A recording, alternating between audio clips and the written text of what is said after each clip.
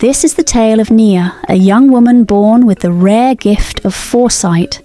She could see the future, but as with all gifts, it came with a heavy price, a price that she would one day be forced to pay. Her journey was one of wisdom, temptation, and ultimate liberation. This is the story of Nia, the woman who saw tomorrow.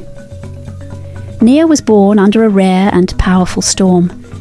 As lightning cracked the sky, she took her first breath. The elders of the village, wise beyond their years, had sensed something special. They watched her closely, knowing she would grow to become the one who saw tomorrow. But they also knew that the power came with a heavy responsibility. As a child, Nia noticed things others didn't. When she stared at the flowing river, she saw not just water, but glimpses of what would be, visions of the future. She saw the harvests of the year to come, the births, the marriages, even the struggles. She kept her gift a secret, sharing it only with her grandmother, who had been the first to notice her unusual ability.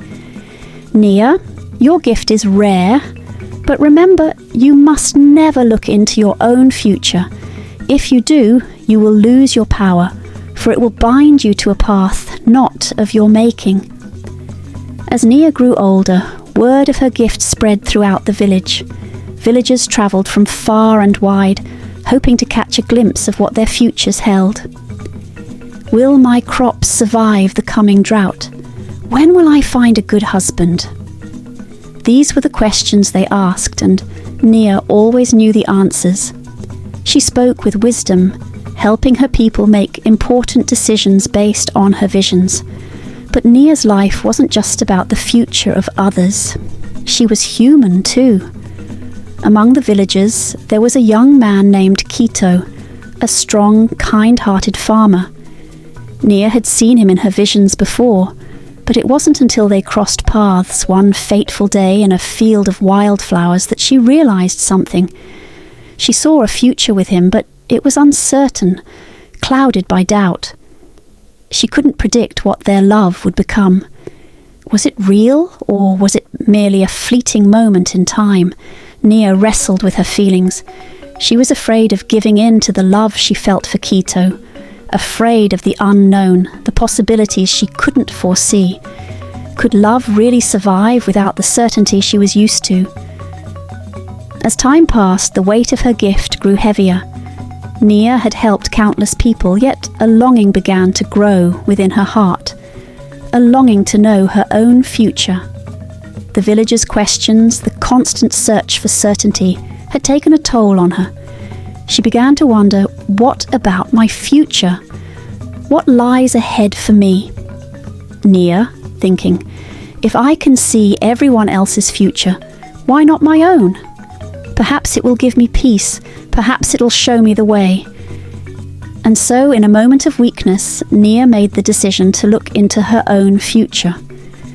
The moment Nia looked into her own future, everything changed.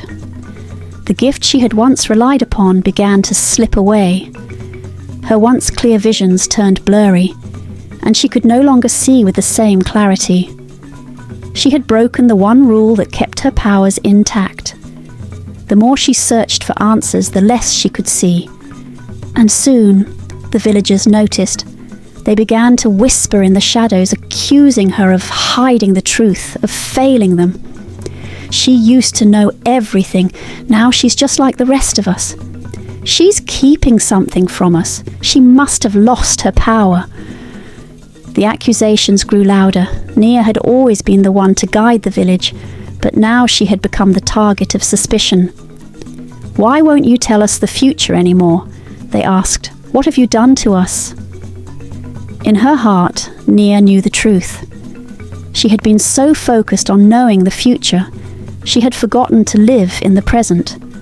She had become consumed by her own need for certainty, and in doing so had lost the gift she had once cherished. Nia knew that she had to make a choice, to keep searching for answers, or to accept that some things were meant to remain unknown.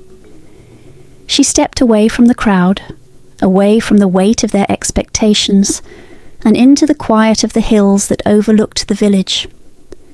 There she realized something important. Her gift had never been about controlling the future. It had been about living fully in the present. With this realization, Nia was liberated. Her gift may have faded, but in its place she found peace. She embraced her love for Quito, no longer afraid of the uncertainties of their future. In the end, Nia understood that sometimes the most beautiful part of life is not knowing what comes next. It's living each moment with an open heart. While the future may seem tempting to control, it is the present that shapes our destiny.